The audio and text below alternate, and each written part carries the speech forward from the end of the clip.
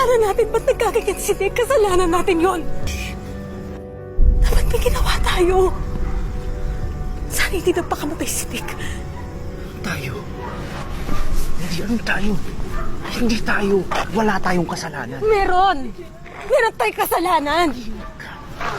Di ba nga sinabi ko sa'yo, dapat pinuntahan na natin si Nick dahil kailangan niya nga ng tulong. Pero anong ginawa niyo? Anong ginawa mo? Kasi iniisip niyo lang yung mga sarili niyo. Ang iniisip niyo lang yung sarili niyo, dapat di siya namatay. Millie! Millie! Sinasabi mo bang kasalanan ko? Kagaya ka na rin ba nila? Ng pamilya ko? Na sinisisi ako sa lahat? Ha? Tumingin ka sa mga mata ko. Sabihin mong naniniwala ka pa rin sa akin.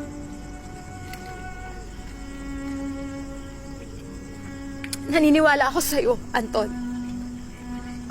Pero kasi diba, sinabi ko na sa'yo, huwag kang magtiwala dyan kay Brenda na yan.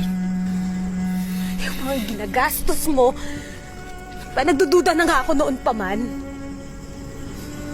Sana hindi mo nang ginawa. Talaga isusubat mo sa akin yan lahat? Kasi yun yung totoo.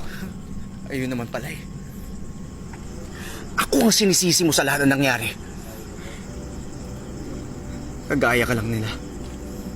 Pero, totoo naman eh.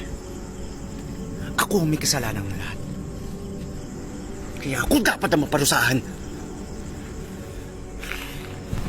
Anton!